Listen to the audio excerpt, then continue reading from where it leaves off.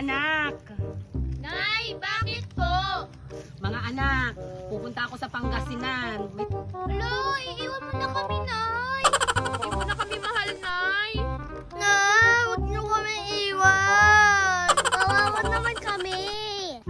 Ang uuwi naman ninyo. Sino mag-aalaga sa amin kapag wala ka? Apuray. Paano niyo kami? Ano ba kayo? Ang uuwi nyo. Uuwi din naman ako eh. Ilang araw lang ako doon. Kaya iiyak-iyak pa kayo.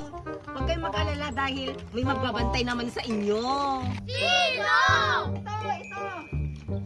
Ito si Yaya Kuracha.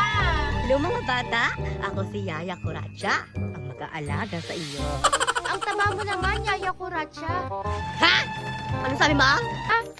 Ang sabi ko po, ang sexy niyo. Nakakatakot naman siya. Kaya nga nakakatakot siya. Anong sabi niya? Ay, wala po. Ang ganda mo, sabi ko, Yaya Kuracha. Salamat. O ayan, habang andito na si Yaya Kuracha, siya munang mag-aalaga sa inyo ha. O siya sige, maiwan ko na kayo. Hinahal mo kami maiwan!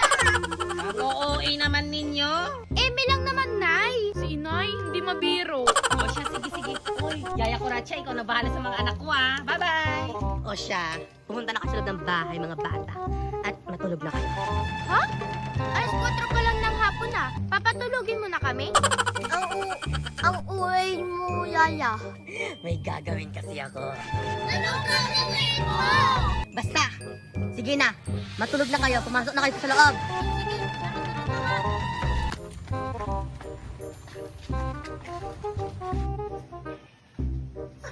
Oh, matulog na kayo dyan ha. At huwag na huwag kayong lalabas dito sa kwarto. Bakit? Bawal lumabas? Oo, bawal. Oh, sige na. Diyan na kayo ha. Sasara ko itong pintuan.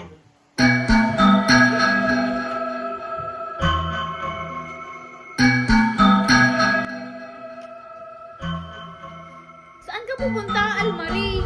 Tignan ko lang si Yaya kung ano-anong ginagawa niya. Di ba sabi niya bawal lumabas? Kaya nga, bawal.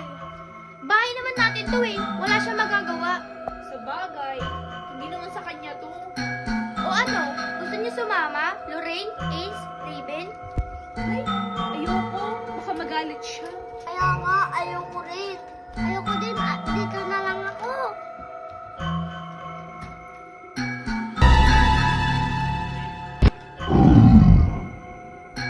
Ano yun? Halimaw?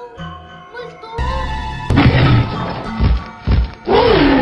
Pumunta sa loob ng kwarto yung multo.